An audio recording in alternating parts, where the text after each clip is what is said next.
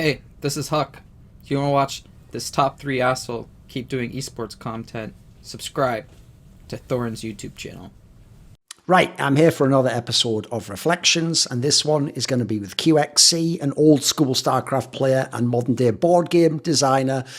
Both aspects are going to be more interesting than maybe they initially sound. So one place I wanted to actually start this interview is back in the day. By the way, we actually did like a fairly lengthy, especially for the old days, interview, which was when I used to work for SK Gaming, which was like a multi-part one. It was actually when I was first exploring this particular format of doing like long form ones, but I used to do them at events, if people don't know, and I used to actually go and get people when they were out the tournament or they had a day off and just do a whole thing for like an hour. But the downside is, it's the curse of the old internet. It's not actually on the internet anymore. Like the website used to have its own proprietary player. It wasn't on YouTube, and that no longer exists. Like when they made the new website, they just like disconnected that hard drive or something. So that unfortunately is just lost to the ether. Like it was in our memory, it did happen, but you can't actually watch it. And I could maybe find like the raw footage on a CD-ROM somewhere, but I don't know if I can be bothered doing that. So the good news is, in this series anyway, sometimes I do repeat guests as it is. And like, actually the cool thing is, obviously later in life, you absolutely, like the title, can reflect more and you see things differently that already happened. So we will revisit some topics that if you ever saw that original interview,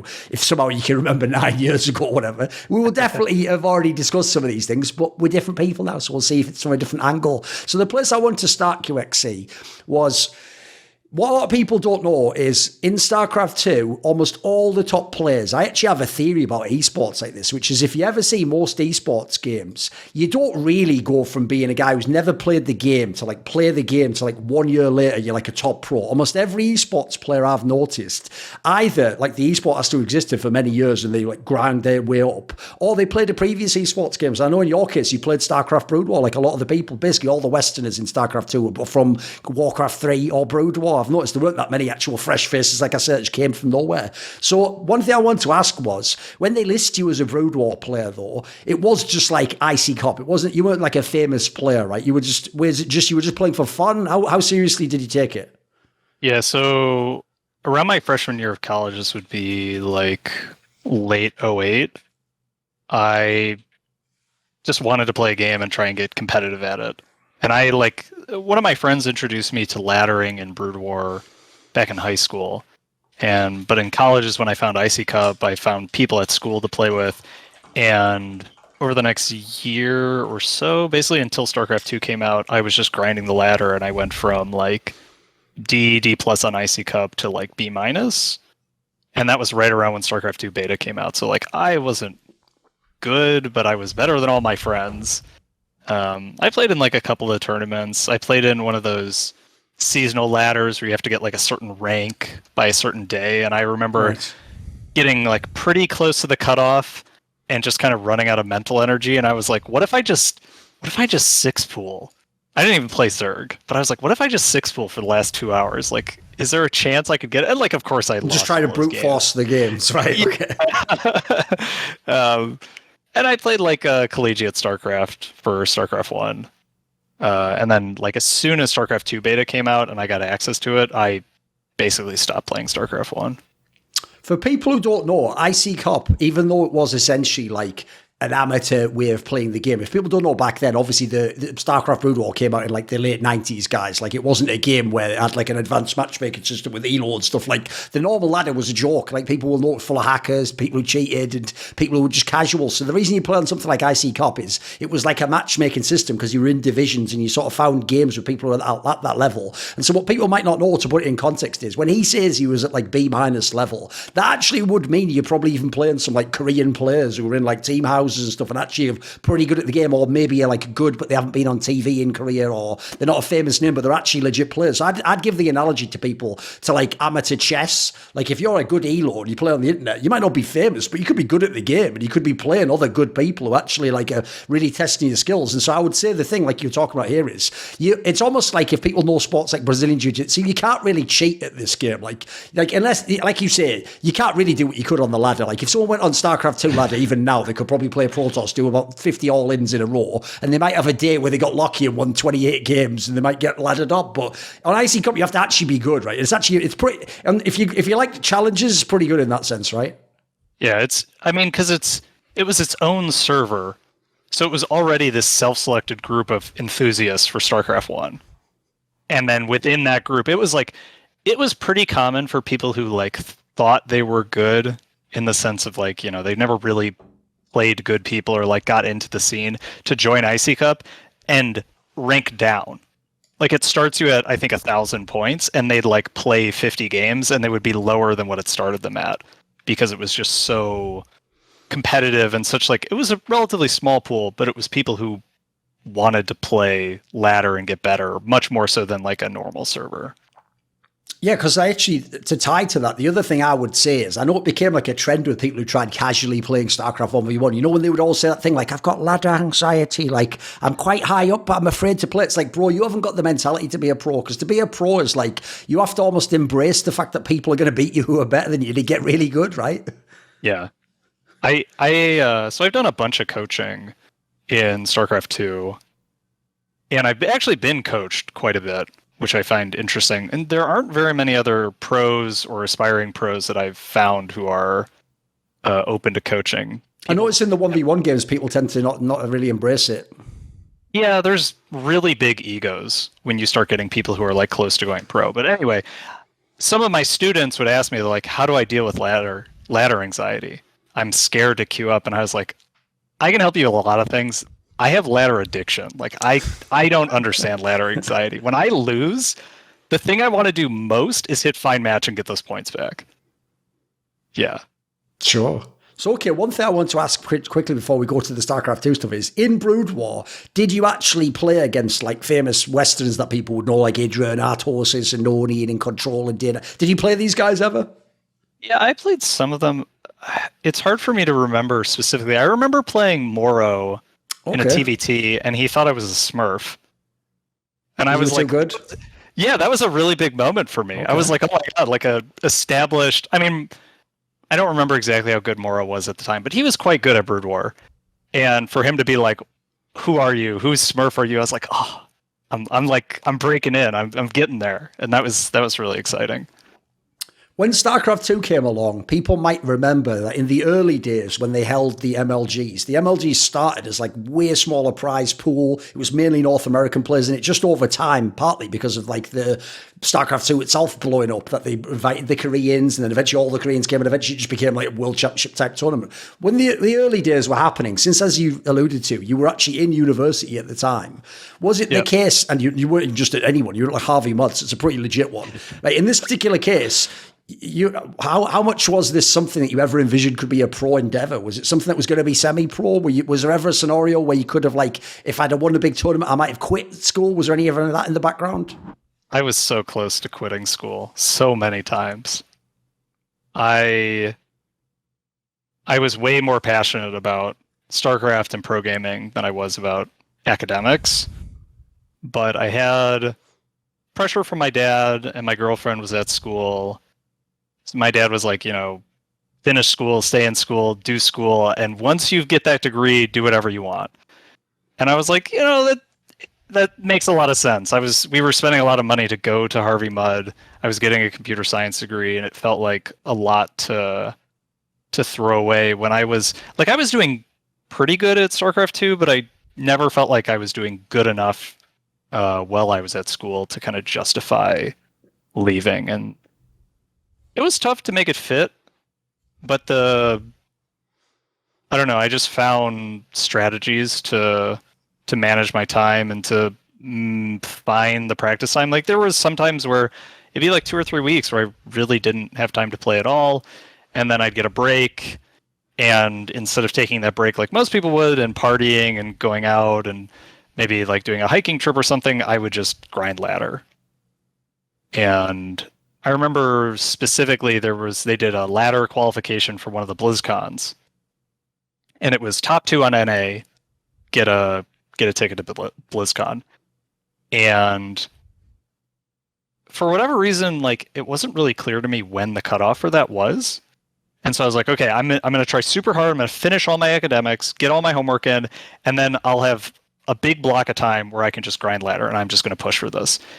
And it was like the day, like 1 or 2 days into this break, they announced that they had like chosen the people for BlizzCon, and then like 2 days later, I was, rank 1 or whatever. And like, of course, it was easier because people weren't playing as much because they had announced who qualified. But there were moments like that where I was like, yeah, if I wasn't a student, I would have had better opportunities here. But I'm happy with the choices that I made.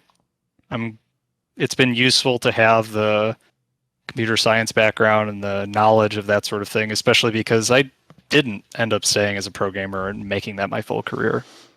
A lot of people, I can tell you, not just from interviews, but behind the scenes, like I always say, just like in Korea, there's a million, for all the players who got to be pro and be in the lights and the big checks, there's a million who tried and failed. You just don't know that part. That story doesn't get told, obviously, because it's not a sexy story to sell esports. So the one thing I know about loads of players that are good, like you say about people even who ladder, people have big egos when they get good at anything. So like I know tons of people who, that would have been their excuse, dude. They'd be like, well, I have a job at the moment. Like, oh, if I was like going full time though, like I'd be way better and stuff. Like, to some degree, like one of the reasons I can also get the vibe as to why you didn't do it is because like you were sure you didn't have unlimited time to practice like some pro gamers do, but you weren't going to be like 3 times better if you quit school and all that sort of thing. You probably had a sense of how good you were, right? Or how well it could go in StarCraft, right? Yeah, and when I graduated and went full time, I got a better sense of kind of where my limits were, and they weren't as high as I wanted them to be.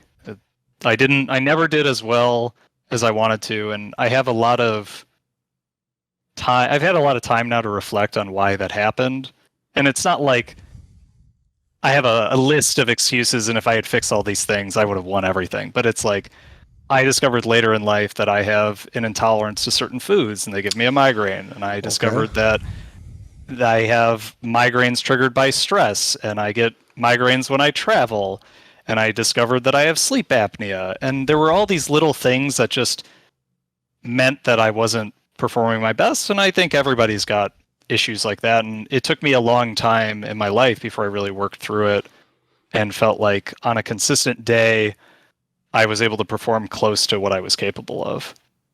I mean, that was one thing I was going to ask as well. Like, it's funny you say in those particular senses, because those are all things that could obviously put someone on edge, drain your energy, make you feel like you're not at your best. I would actually say, I don't know if you got this vibe from people back in the day, but you were a pretty standoffish guy. You could be pretty aggressive. Like, you were a guy where in an interview, if someone asked you the wrong question, it's almost like that was the wrong question. Like, you'd answer it, but you'd answer it sort of like you're pissed off that that's the angle someone took. So what I would ask is, like, does this tie into it? Like, one thing I would have said myself is, did you have some sort of performance issue in the tournaments? It seems like you actually conceptually were a better player than the results show.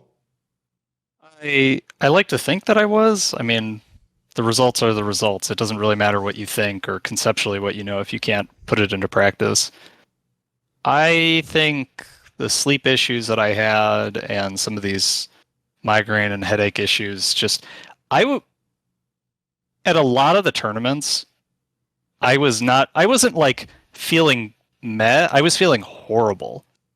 Like, I remember leaving the venue and having a terrible headache and taking a several hour nap, because I don't know exactly what it was, but I had a lot of problems just managing my own well-being back then, and that's probably why I came off as so aggressive. Like, in my head, I didn't mean to be. I didn't want to be. Like, that's not the person that I am now.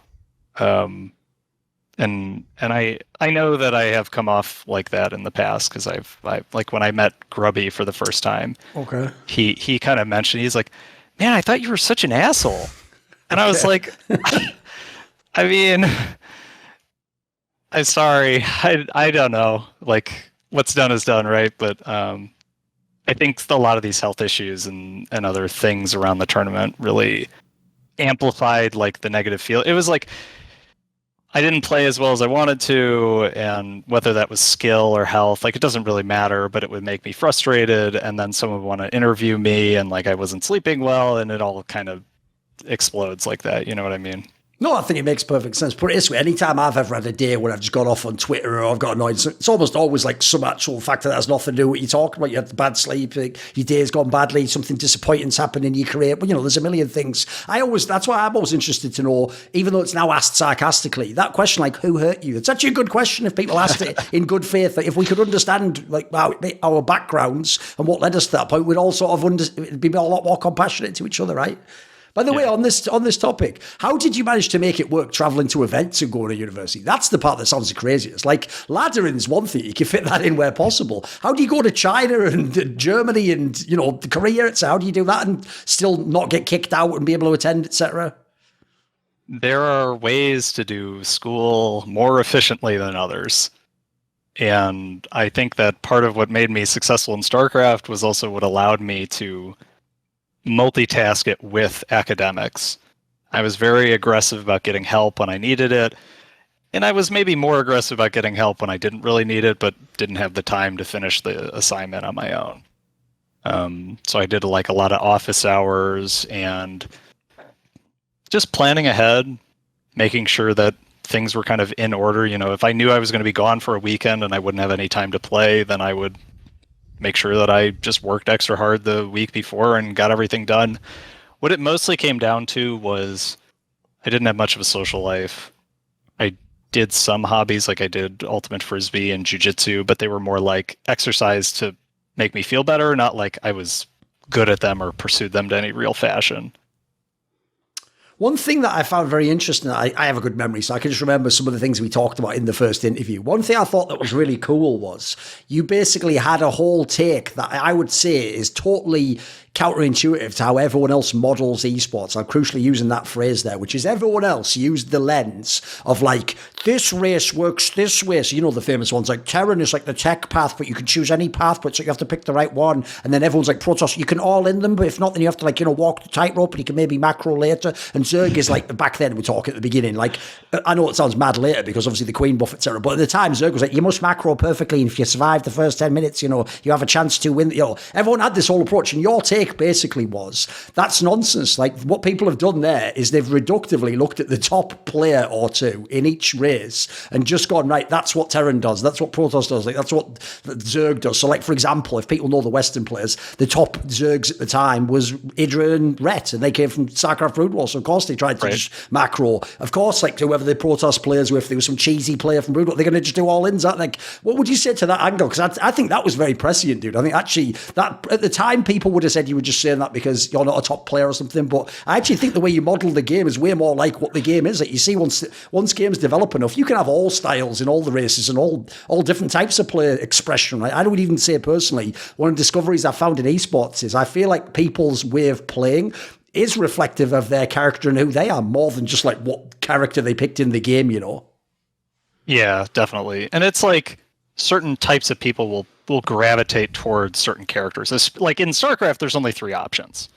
But in a game like League of Legends or Super Smash Brothers, it's like we have a joke, I play a lot of League now, of like Draven mains are like mentally unstable. Ranger mains are mentally unstable because like the type of person who wants to play that champion, we think like, I don't know, man.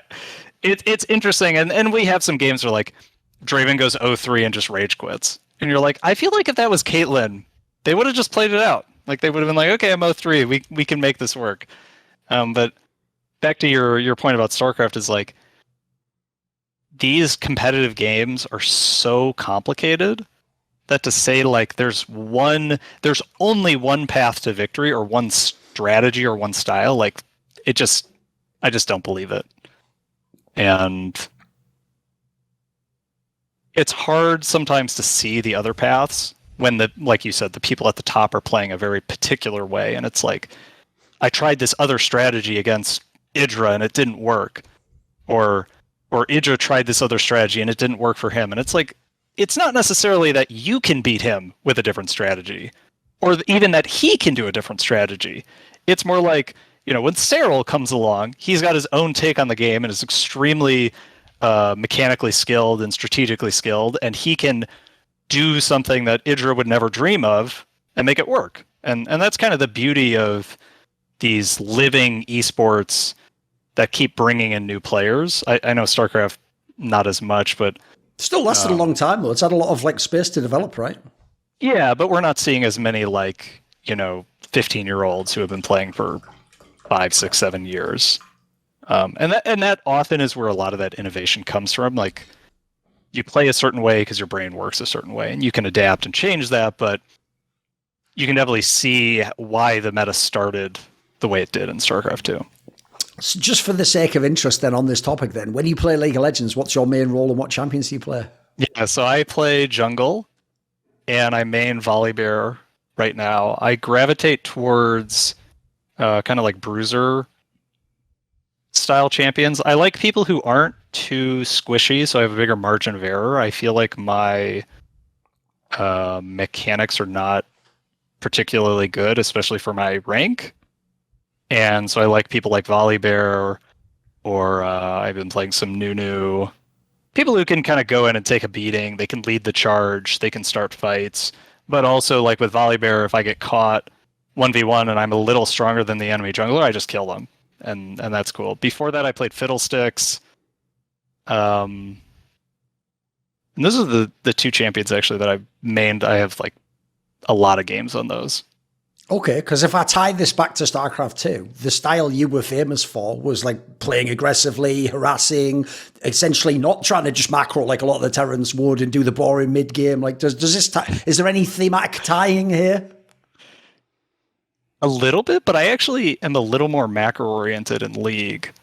But that mostly comes down to a lack of trust in my teammates.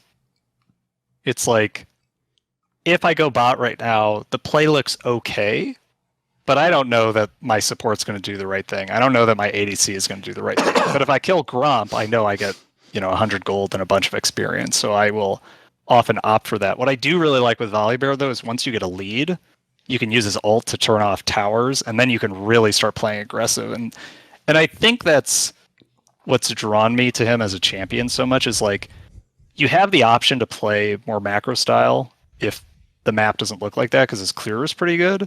But if you want to get aggressive, you just run at people and you're a bear. Like being a bear is pretty awesome.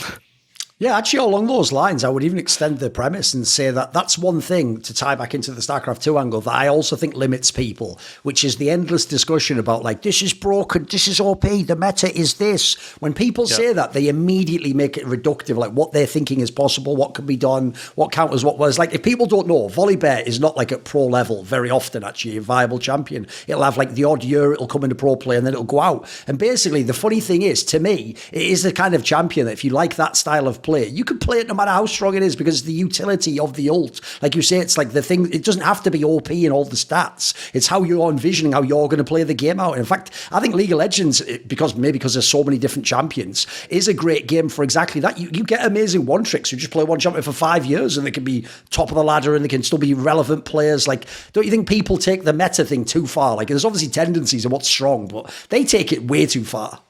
Yeah, my take in League is you want to play a champion that's 50% win rate or higher, closer to like 51, 52, 53. And as long as you're within that sphere, like, you don't really have to worry. And that's not to say you can't play something that's like a 45% win rate, because often when you look at those stats, like Scion is a great example. So there's the boss who's a challenger player who plays Scion. He deals full damage. He like hard pushes and suicides and trades, and he makes it work. And when other people do that, they just feed and die and do terrible. So if you look at the stats for Scion, if you build him full damage, he has like a 43% win rate.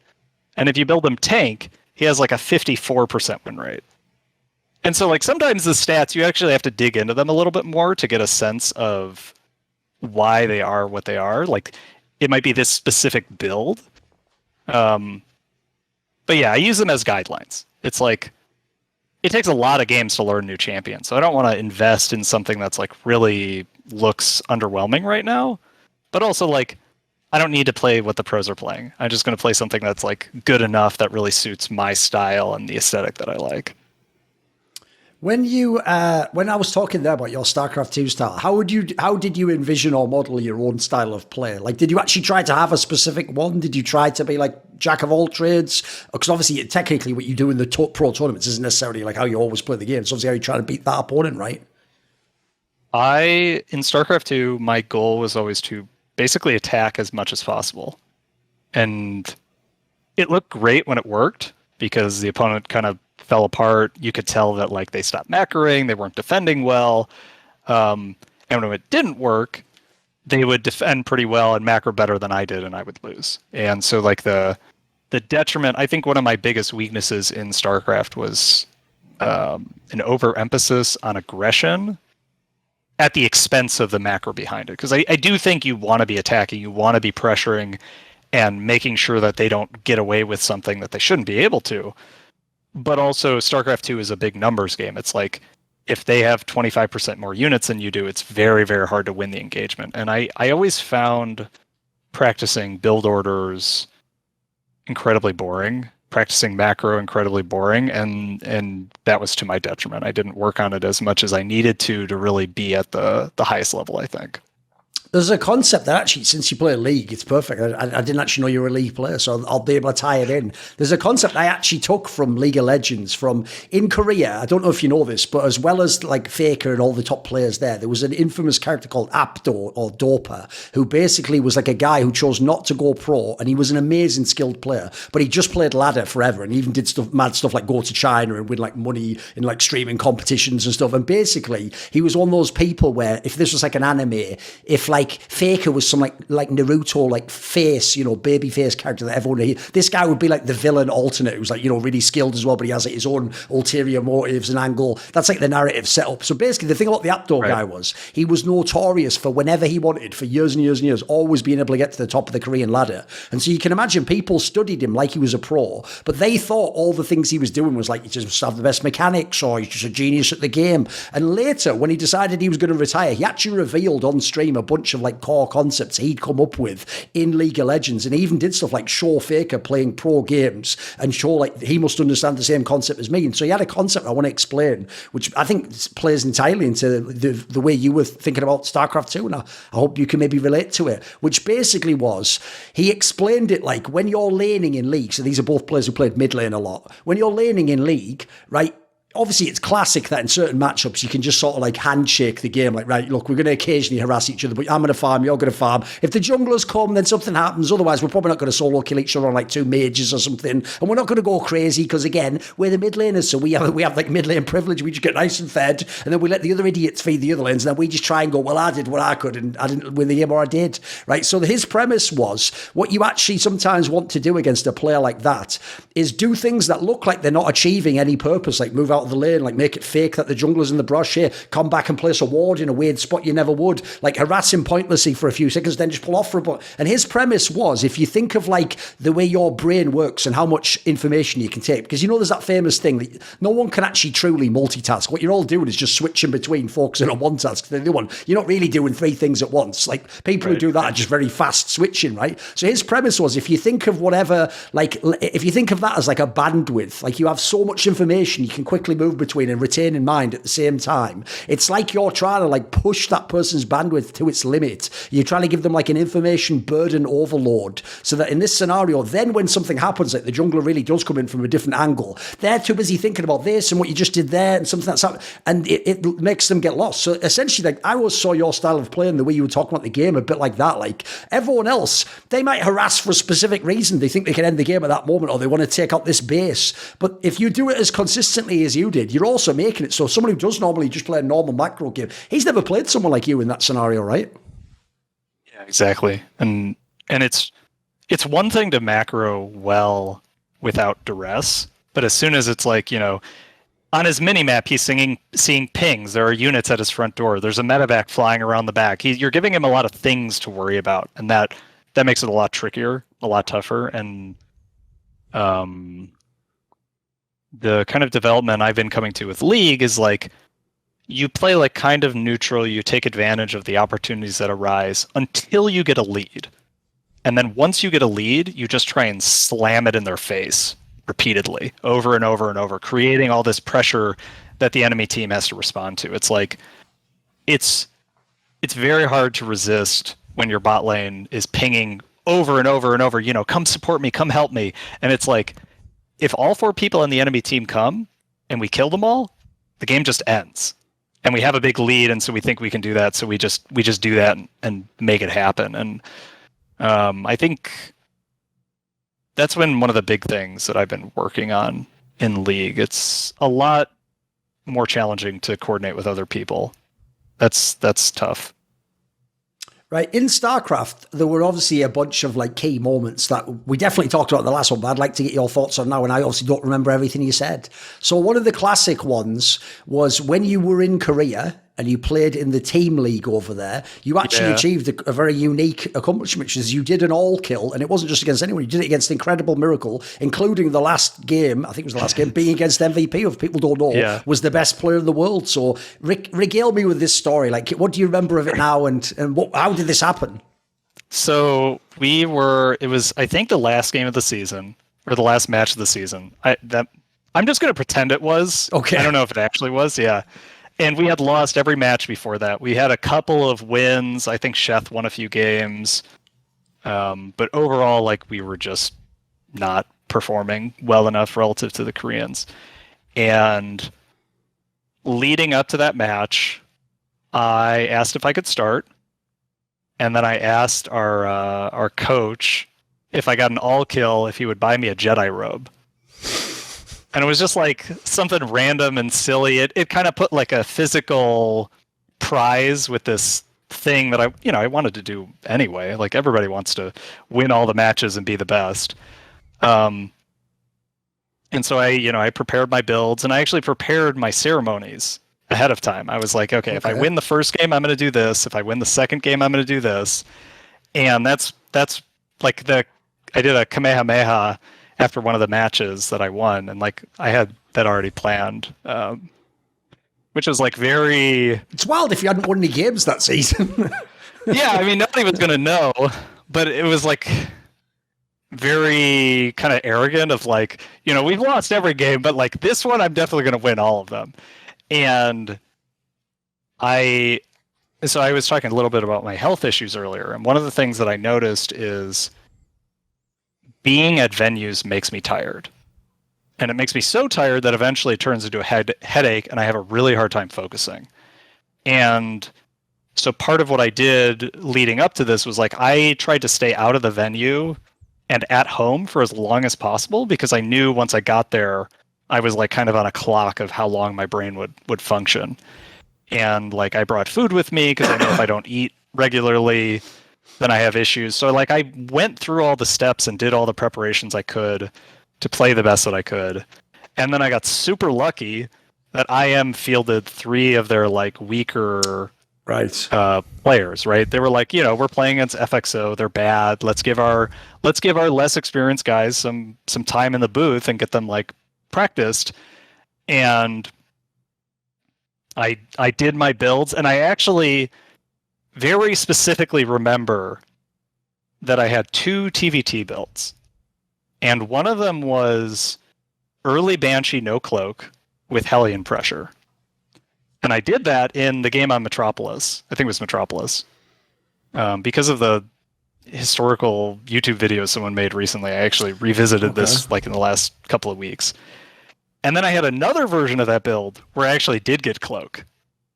And I think this is what tripped up MVP, was the builds look exactly the same.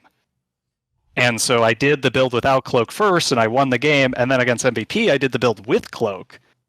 And I think he expected me to be doing the same build, just kind of assumed that there wasn't going to be cloak coming, didn't have an eBay, wasn't building Raven. Oh, perfect. So you got the actual cloaked fleet off, and he didn't know they were coming. Yeah, okay. So the Banshee shows up at his base, and I distinctly remember, I'm like, I'm going to wait as long as possible to show him I have cloak. And the Viking comes, or Marines, I don't remember exactly what he tried to defend it with. And then I hit cloak, and I'm like, that's it. Like, there's no way he can defend now. I mind gamed him. I did it.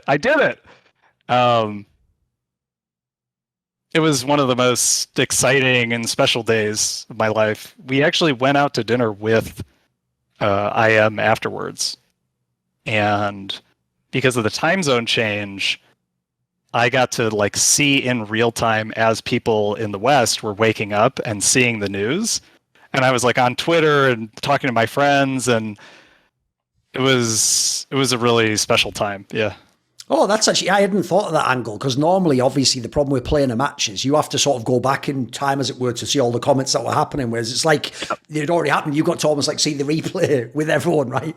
Right. I see. Okay. One other thing I want to know is this: when you were over in Korea, when you say there, by the way, that like the team didn't win any games, etc., that might sound weird to fans until they realise that like there was a period in time, by the way, guys, where all the like Western pros went in that EG team with like fucking J-Dong, and they won almost no games as well. Like at the time, it was really hard to win in Korea in professional team matches because you had to have a whole team and a structure, and obviously everyone knows the ladder was brutal there. Like I've always told people, if you hear those stories of some like top Western hero and he went to Korea once or twice and he only decided to stay a few weeks and he decided to come back, that's because he was sick of getting his ass kicked. Like he comes from the world where he's on the NA ladder or EU ladder and he goes to Korea, and I've heard the stories from even like the people like Nanawa who were like top at the game. They told me every time you go back there, it's like enjoy being like 30% win rate for a few weeks. And they said even if you know that eventually you'll get through it and get leveled up, those first few weeks it's like torture. You just think like, you start doubting yourself, am I just shit at the game? Am I never going to be good? What would you say to this? Like, this is a kind of a part of the world we never saw because it's obviously just on practice ladder. So give me your thoughts on this. Yeah, I mean, going there and playing on the ladder. So there's like two sides of it. One is there's people who think like, I'm going to go to Korea, I'm going to play on that ladder, and then I'm going to be amazing. Like there's no extra steps to it, just like having that extra competition. And it's like, well, but if on NA you weren't like the best player ever, why do you think going to Korea would suddenly do that? Like there's more to improving at the game than just having better opponents, but having better opponents definitely helps. And then the like low win rate, you know, you go to Korea and you're really struggling. Well, that kind of goes back to the ego thing we were talking about. I think this is one of the things that came off in my interviews back in the StarCraft 2 days of like, when I say something like this, I'm not excluding myself from it. Like I also have an ego. I also struggle with like a day where I lose, 8 games in a row. Like that's hard. But having the like kind of the grit to think about it and kind of like mull over that experience and be like, okay, what can I gain from this and keep going? I think that's what really separates like the quite good pro players from like the best pro players. It's not like Faker never lost games or like Cyril wasn't bad at StarCraft at some point. Like they all had to grind their way up and go through these periods of doubt and reflection and learning from these big sequences of losses. And it's a way to kind of get to know yourself better. I feel like a lot of the times when I go on these big losing streaks, it's not usually because my opponents are doing something extraordinary. It's usually like, I have lost focus. I have forgotten how to take care of myself, or I'm not reminding myself of the good habits that got me to this place initially. And I think we could all use a little more struggle when it comes to games, of just, there's a lot of like, I'm just going to play this thing and it's going to give me everything that I want. And I feel like I learn so much more when it's like, no, I played this game and I don't understand it. And there's a lot of rules and nuance to it. Like the games that excite me, I play a lot of like random Steam games and indie games, and my Steam library is massive. And there was this game Prismata that's kind of like a turn-based strategy game with like random units. And I remember the thing about it that really captured me when I first played it was that I had no idea how it worked. I played it and I was like getting my ass kicked. And I was just like, I don't understand anything about this game. And I kind of felt that way about Go when I started playing that. I played quite a bit of Go. Anyway, that's kind of a long-winded monologue.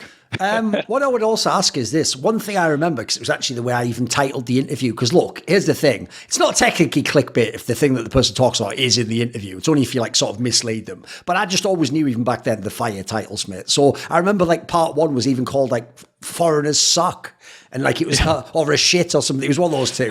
And basically the reason why this is significant, I'm bringing it up, is because in the early years of StarCraft, the whole game was based, like we have this term now from leagues, or at least we have the term now. It was all copium. It was all people just like, no, actually the West is really good. It's just like, you know, we need like time to get more team houses. And then, you know, when we get more salaries, and then when, you know, when we practice against the Koreans and we play them into it, everyone had this delusion that like NA and EU were going to be like equally as good as Korea somehow, even though obviously like Korea is like, that's been like the side hustle of their countries, just dominating esports games and wrecking the whole world, including China. So like that angle, right, at the time that was like a shocking headline, dude, because a lot of people would be like, hey, just bitter that you're not like fucking Idra or Naniwa or something like. But you were right, like comparably, put it this way, people like Cyril show the exception that prove the rule. The occasional person that comes along who is a genius and can do it and can beat these guys, they deserve their props. Whereas like a lot of the excuses back in the day were stuff like, yeah, but like, you know, Stefano won this game at like a weekend LAN. It's like, yeah, but he didn't go to Cordes and win fucking the month-long tournament, did he? Like, give me your thoughts on this, because at the time it was a shocking statement, but I think most people would understand it now, right?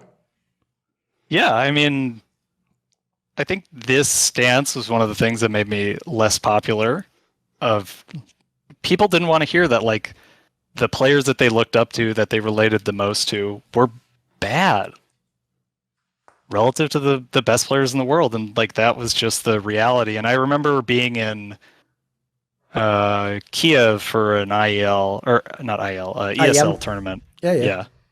And it was just like, you know, MMA, he was good, but he wasn't like top tier at the time, like comes in and just sweeps everyone. And I'm like, and there were some pretty exceptional Westerners there. And I remember being like, yeah, we need to accept that like what we're doing as a whole, as the West, to do esports, like, it's just not as good as what they're doing. And I feel like a lot of the like excuse factory kind of gets in the way of progressing and like actually making the changes that we needed to in order to elevate the skill level of the region. Not that it's like a simple problem, like I don't have a solution for it, but the first step is admitting that there is a problem and like trying to find actual solutions, instead of just pretending that like picking and choosing circumstances where you can say like, oh, no, we're fine. We're doing good enough. And then I know another title I used for another part of it was like, nobody is good, which is another great fucking swagger headline. Because obviously then people are like, what the hell? Like, what about MVP and SD and MC? Like, but I get what you mean, right? Basically, this is something I'd like you to explain, because with your like interest in games in general, I mean, basically, if people take the best player and sort of make it like, right, well, he must be like 99% completed the game, like, that's reductive in itself, right? I mean, we were talking about the early days of a game that now has lasted like 10 years. Like, I'm sure compared to what they're now everyone is terrible if you go back 10 years. Yeah, I think, you know, there's no way to do this, but I feel like if you were to take an average Masters player and, you know, the balance and whatever, but if you just took like their understanding and skills at the game and just thrust them 5 years into the past, like they're probably close to a GSL winner. The skill level of everybody has progressed so much and so far. Like if you watch some of those old games and really watch like a first person view, you're like, man, this guy's not very good. Like he was good at the time. He was better than his opponents. And, you know, that's what matters in terms of competition. But to think like the best players in the world can't get any better, I just don't believe it. And then another adventure of yours, I alluded to it before, was obviously when you went to that tournament in China and you made like the semis, you got to play against Marine King, if people don't know, was like a GSL, wasn't a champion, but he'd been in the final a whole bunch of times, was one of the great Korean players. What was this adventure like? 'Cause at the time, actually, there weren't that many tournaments in China specifically. I know now in esports it's huge, but back then it was almost a bit exotic to go there, right? Yeah, so I was in China for 2 different tournaments, but WCG was the bigger one. Right. And it was basically what you would think of as an ESL. Actually, I was there for 3 tournaments, but WCG was still the biggest one. And it was, the cool thing about WCG was it was country representation. They were trying to be like the Olympics of esports. And it was really exciting to like play the US qualifiers at some venue and be I don't remember who else went with me. I feel like there would have been at least 2 people from the U.S., but I don't Maybe recall also the Idra or other. something, I would guess. I feel like it was after he retired. Ah, But okay. anyway, it doesn't really matter. But it was really fun to go. Like China took care of everything. We got a hotel, and I got to sample the food. And there were people from lots of different countries. I remember spending a lot of time with Jim Rising in the hotel, just kind of talking about the game and um, exploring a new country and just kind of traveling the world was a really exciting and fun part of the event. And then there was definitely some like hesitation, like unease about the way the venue was set up because it felt like you could kind of hear the commentators, Right. but you didn't speak Chinese. So we were like, are they are like is this legit? I will Chinese say, put it this way, in other games like Counter-Strike, that has been a famous thing where like some Chinese teams did a little bit better than they maybe should at events only in China. And the implication was what you're saying, like it's like a trade show type event. You can hear the commentators and like they're the only ones who could understand it because it's not in English, is it? So right. and in StarCraft, it would be a pretty OP advantage as well. If like you were hearing them describe your build to the guy or whatever, you know. Yeah, or like, they say Dark Shrine or whatever, and you're like, well, There you go. I don't know if that was actually a thing. It was Sure. just one of the parts of the event that I remember. Yeah. And then what about the other tournament you played in, the one where you played Marine King? Yeah. Well, so I think WCG is where I played Marine King, and then I also okay. went to China Joy, which is like It's an ultra trade show as well, say like CBIT in China though, right? yeah, but it was like an anime trade show. Oh, okay. Anime and games. And so I remember spending a lot of time walking around that venue, looking at swag, and I remember actually seeing. This is when I knew that I wish I had chosen League instead of StarCraft. When I saw a League of Legends musical happening in this convention in China, I was like, "Oh, like, what is happening? This is amazing." And then I also went to a really small tournament that was like maybe 30 people, and I feel like it was in like a random room in a super mall. Like Okay. there was no heating. It was the middle of summer, and I was there with what is this? Swedish Protoss? Oh, Sassy. Yeah, with Sase. And he had been there for a while. It was He lived in China, I think, right? yeah. And there were times where all the foreigners would go out and get dinner. Like Todd taught me some Chinese of like how you Okay. order at a restaurant. When you need something, you just raise your hand, Fuyan, Fuyan, and then somebody comes over because they don't like come to the table normally. And Yes. yeah, there are a lot of just cool little cultural moments and like experiencing a different part of the world. Right. As you say, you did finish uni and then you did actually play longer than probably people know if they only know the early days of like the golden age of StarCraft. How long did you play until in terms of like trying to be pro? And then what was the reason? What was the spur? How did you decide when to transition away and do something else with your life? Yeah, so I retired in 2015, and I had already taken like 1 or 2 months off for just self-care. I talked to Complexity. I was like, I am just not having a good time playing this right now. I need to just take a break. And they were totally understanding. They supported that, and that was great. And I came back, and I felt like the future was Legacy of the Void, and I wasn't good enough at Heart of the Swarm to really win any of the remaining tournaments. So I started playing Legacy of the Void beta pretty early on. And the end of my career was right after the Red Bull Legacy of the Void beta tournament. It was an Archon mode tournament, so it was like that two-headed ogre sort of thing, like 2 people controlling one set of units. So it wasn't really 2v2, but it was like you had a teammate and they would macro and you would micro, or like sometimes things would get really crazy and you'd be like, okay, I'm going to manage the main army, you manage the drop. It was a really cool format because it had this team emphasis to it, and it allowed you to do strategies that weren't normally really possible. It was like, this strategy can get a lot of damage done, but you have to like literally just look at this unit. If you look away at all and it dies, like you lose the game.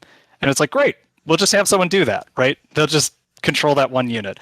And so I was playing with Beastie, Beastie QT, and we were preparing for this tournament, playing Thorin together. And we had practiced against a bunch of other people beforehand, foreigners and Koreans who were also doing kind of a similar thing of getting ready for Legacy of the Void. And I felt like Beastie and I had a really good shot of winning this thing, even with the competition who was going to be there, which was several very good Westerners and Koreans. And right before that tournament, they released a balance patch that I try and be like pretty neutral overall about balance patches, and like there's always a way to find opportunities, and like your race is fine. This is one place where I'm not that way. This patch was absolutely terrible.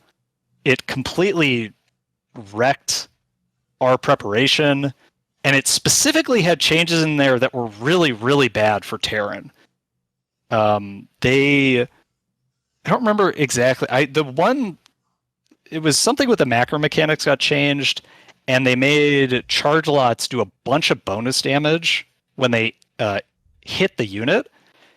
And it was just like a really, really terrible situation of like, I had put all this preparation in, got ready for this specific version of the game, and then this patch came through that like I didn't have time to really reconcile with, that made my race a lot weaker. That's what it felt like at the time. Like maybe if we had months to work on it, it would have been fine, but like it wasn't fine at the time. And then some of my like previous demons that I've talked about, like health issues and stuff, of like I had trouble performing at the event, and we ended up getting, I don't know, third or fourth, but it was only like an 8-team event, so that wasn't that much. And after that point, I couldn't play StarCraft. Like I couldn't think about I was so broken by that experience. I tried laddering a little bit after, and like all of the wind, all of the heart that I had for the game was just gone. And I retired shortly after. And that's around when I started pursuing my passion more to do game design and got into board games. Since this is obviously a perfect segue, were you one of those people who ever thought, like, if I could go back in time, I would play a different race in StarCraft? Would you always play Terran? No. I think Thorin was fine. What was the appeal of Terran for you? So, I actually picked Thorin because of StarCraft 1. I used to play random, and I would just pick my race, just however I felt. And when I decided, like, I'm going to try and get better at this game, I'm going to try and be competitive, I was like, okay, well, I need to pick a race. And I wrote down all the matchups, and what I realized was the only matchups that I felt like I didn't understand or couldn't play against were the ones where I was playing against Thorin. And I was like, well, maybe I'll just play Thorin then. And then at the very least, I have TVT where I could just copy what they do. Like, that seems okay. And then when I switched to StarCraft 2, I was like, yeah, Thorin feels pretty natural. So I just stuck with it. So obviously, as you referenced, one thing I wanted to talk about in this interview is what you did after StarCraft, which is you actually went, like, here's one thing I want to ask. Was it the case that at some point in time, am I wrong on this? I seem to remember, like, you also were involved with like actual, like another, like an RTS game or something, not just only board games, right? Weren't you involved in an actual computer game? So I briefly tried to go pro in Heroes of the Storm. Okay. But that was like maybe 4 months, 5 months. And what I realized was between designing my own board game and doing that, I had to pick one. And I had already been a pro gamer, and Heroes of the Storm, like, it was fine, but I wasn't excited about it the way I was about StarCraft. And so I stopped doing that and worked full-time on board games. But I didn't have any other video game design experience. Okay. Well, when you came to do board games, like, first of all, we have to explain, I would explain it like esports in the same way as there's loads of people played StarCraft 2, but they know fuck all about esports. And they definitely weren't at the level where they could understand like a pro game or how to be really good. It's when we say board games, we're not talking about the game of life or whatever, or fucking Monopoly, like games that everyone's played. We're talking about the games where you also like you have to understand the rules and like you have to play them a few times and you have to understand conceptually what do people do and what's the metagame strategy. You're not just playing willy-nilly. And like I always describe it like this: people like that's actually how I found out you did this. People like Dora and Monty when they lived in Korea, they used to love playing these games because it's another thing that nerds like to do on the side. And basically, the joke is the reason why I just dismissed them immediately is because I did roll in there like, oh, board games, brilliant. Yeah, let's get some drinks, and start playing. Like, yeah, maybe I'll be able to mix it up. And it was like, obviously, the first few times, it's like, bloody hell. It's like playing StarCraft or Quake the first time and trying to ladder. You're just going to be getting bashed in the head over and over again. And eventually, unless you just really want to get good at that thing, you're going to go, this isn't for me, guys. Like, invite me back when it is poker night or something I could play. It's we're talking about hard games here. We're talking about games where you have to like the field of board games and have played other games, right? Give us sort of the intro of like, it's not just like a frivolous pastime, right? It's a pretty hardcore endeavor. Yeah, in the like equivalent here, so we're talking about Monopoly. The equivalent of that might be Super Mario or something, where the more intense board games are closer to StarCraft or Counter-Strike. Like you really have to understand the rules and have a grounding in the fundamentals if you want to do well. And this journey into board games started with, I think we played Ascension, which is a multiplayer deck builder. It's like you start with this small deck of cards with limited options, and you add stronger cards to the deck over time, and those increase the amount of options and the power you have, and you're trying to get more points than your opponent by the time the game ends, or when you get enough points, the game ends and you win. And that was like the start. And then, so Jenny is my girlfriend of quite a long time. We played Dominion a lot. It was our favorite board game for a really long time. And we decided, what if we modify the rules of Dominion and start trying to make our own game? And we did that for a little bit, and it was really compelling. I was obsessed with it.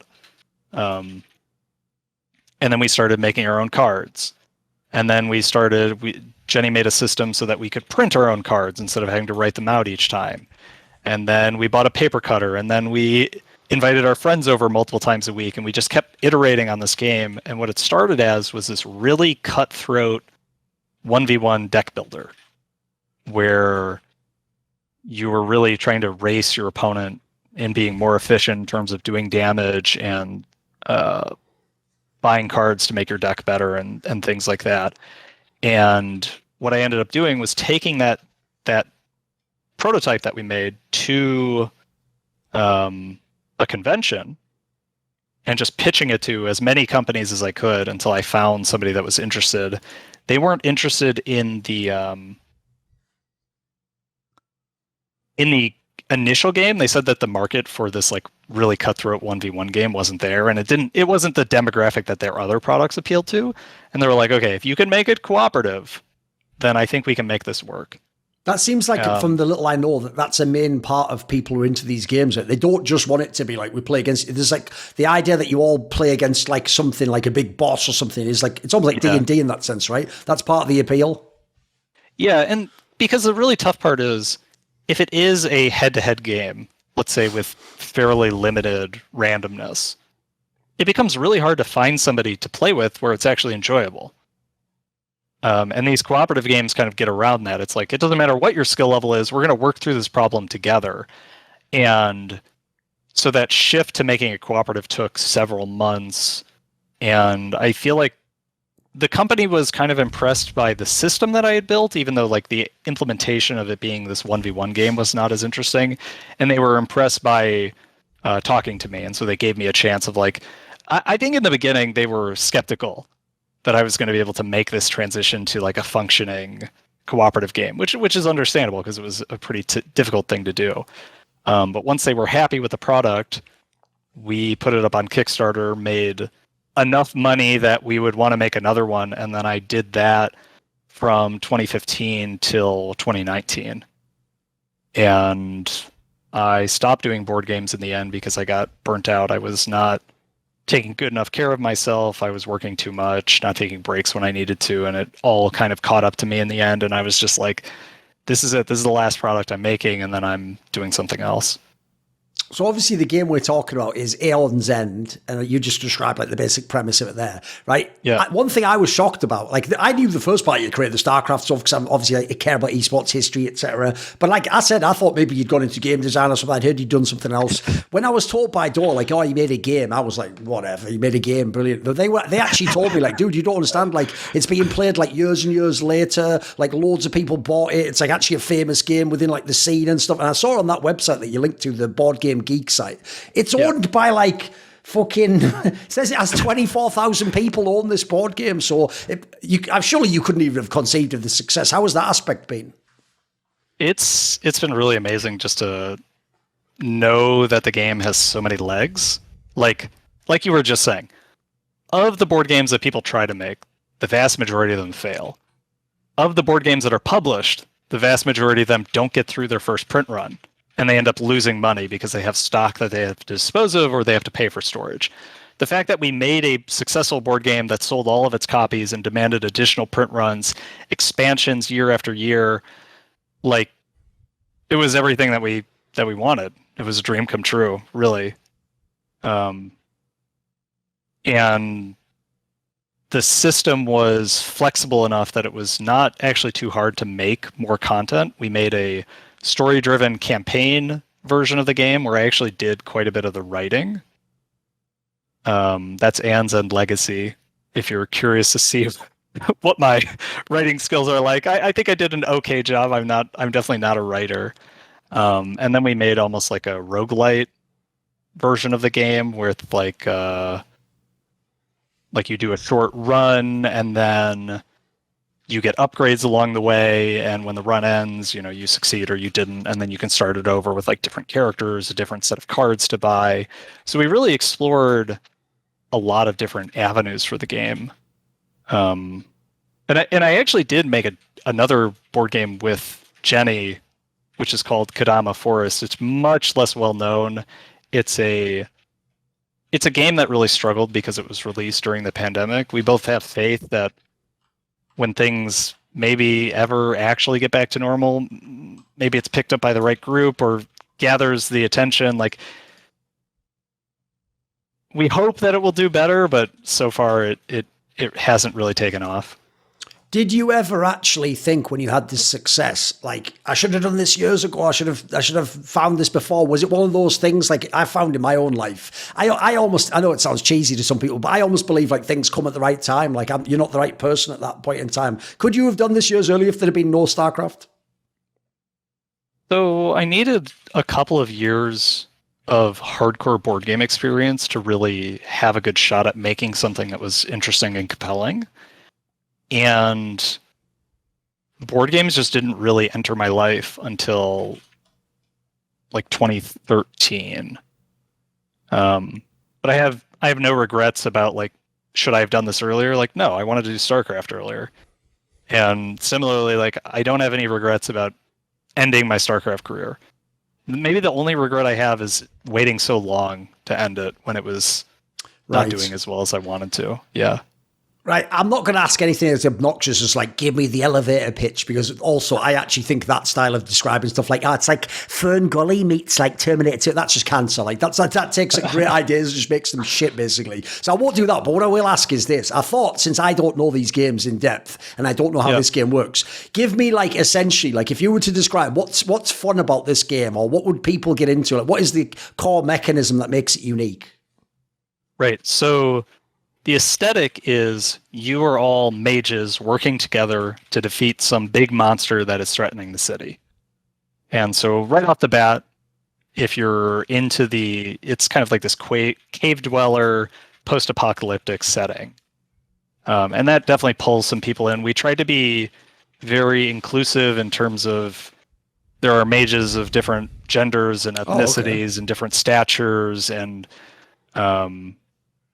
various things. So, and that was one of the comments we've gotten at conventions of like, I really like this mage because it's so rare for you to see a character that looks like this in a board game.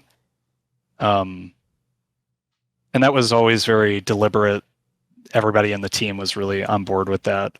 And then from a gameplay perspective, what you're looking at is a pretty low randomness, high decision making cooperative game where one of our major goals was if you don't work together, you lose.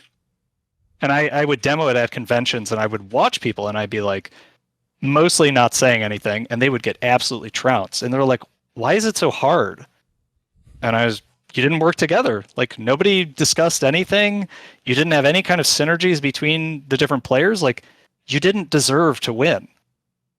And I think that difficulty, that friction with the game is what's given it some of the longevity of people will play it and they'll be like, oh, there's actually a lot to dig into here. There's a lot for me to figure out and understand. It's kind of what I was saying about games that I find really appealing is I play it and I get crushed and I'm like, I don't understand. And I think a lot of people had that feeling with Aeon's End. And so basically you're building your deck, you're adding different spells, and it's got this like exponential ramping where at the start of the game you might be doing 1 or 2 damage a turn. And at the end of the game, you'll have a turn where you did 25 or 35 damage or something. And all of a sudden, you'll feel like your back has been against the wall the entire time. You've been kind of pressured and crushed. You've just barely scraped it through. And then you put together your big Exodia combo and like the game just ends and you win. And it's this really nice release, this feeling of like, we made the right decisions along the way and we pushed through and we found our path to success. And, you know, of course, if you lost, then you can blame the randomness, or you can think a little more deeply about maybe what you could have done differently.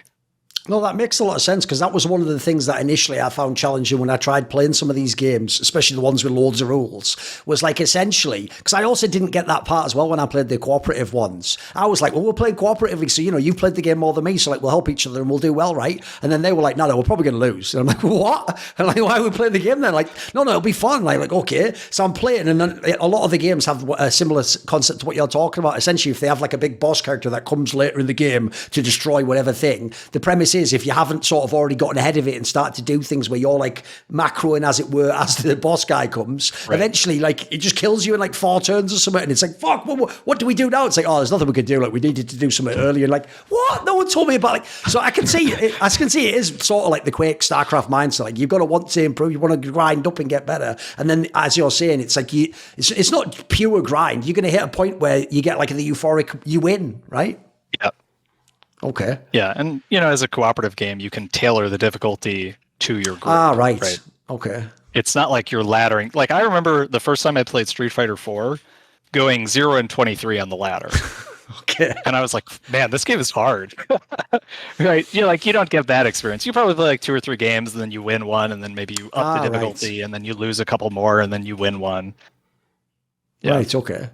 Right, one thing I wanted to ask you about, even though it's obviously a total, like, random question, but it's going to be one that's relevant, and I've no doubt you've heard this 1 million times, right? This is annoying to you, I've no doubt, because since your name doesn't mean anything to other people, it already was one people used to get wrong way back in the day in StarCraft. But obviously, the fucking streamer, XQC, must have, like, half ruined your online experience now, mate. And especially if you play League as well, I bet that's all you get all day long. XQC, like, that must be annoying in some ways. Yeah, it's unfortunate. I mean, it is what it is. Like, he is a more recent and more popular player than I was, and so I understand why it happens. It used to upset me a little bit more. I just try to like brush it off. Like, I play a lot of Destiny, and when I play with like a random group of people, almost always somebody will be like, "XQC, can you come over here?" And I'm like, just call me Q. Like, it's unrelated. It's just a coincidence. And he's like, you must be a big fan. I love that guy. And I'm like, no, like it's just, I have literally never talked to him. Like, it's just 3 letters that we both chose in different orders. And like, I mean, at least he didn't also choose QXC. That's like true. That would be worse. Yeah, exactly. Yeah, you've got a good point there. That's true. I hadn't thought that angle. All right, what about this? At the end of this interview, do you have like a general final message for people? Do you want to thank anyone or say hello if some old school people watch? It's been such a long time since I've seen so many of the StarCraft people. I hope we can meet again sometime soon. I don't know when that will be or where that will be, but I live in Los Angeles. if you're in the area, you can let me know. But I'm really grateful for all the time that I got to spend playing StarCraft and traveling the world and doing tournaments and all these things, and all the people who supported my board game. I know, like, coming off of my StarCraft career definitely gave us a big push for Right. marketing and public relations with Aeon's End. And it's the sort of thing that, like, now it doesn't really matter because it's big enough and it's got this following of its own. But in the beginning, when nobody knew what it was, the StarCraft scene, we ran ads there, and I did, some blog posts and stuff, and really leaned on that to get the whole thing going. And I really appreciate how successful it was, and I'm sure in large part because of the StarCraft community supporting that. Yeah, it's been a trip, and we'll see what comes next. This video was kindly supported by Ahmed Hadju, Hades Good, Matt Pugnatio Rakula, Animosity, Butt Pounder 420, Jensen Gore, Kovacevic, Ord, Tobias Bernasconi, Tosh, Toucan, and as always, special thanks goes out to my main man, Jerky's Minion. Would you like to suggest a topic or a guest for my upcoming content? Maybe you want to ask a question in my monthly AMA. Would you like teasers to find out who the guests are for upcoming interviews and shows? Maybe you want to take part in one of those lengthy esports discussions with me that can go all over the place. Well, if so, put your money where your mouth is and join the Scrolluminati today, where, in the description box below, there's a Patreon link.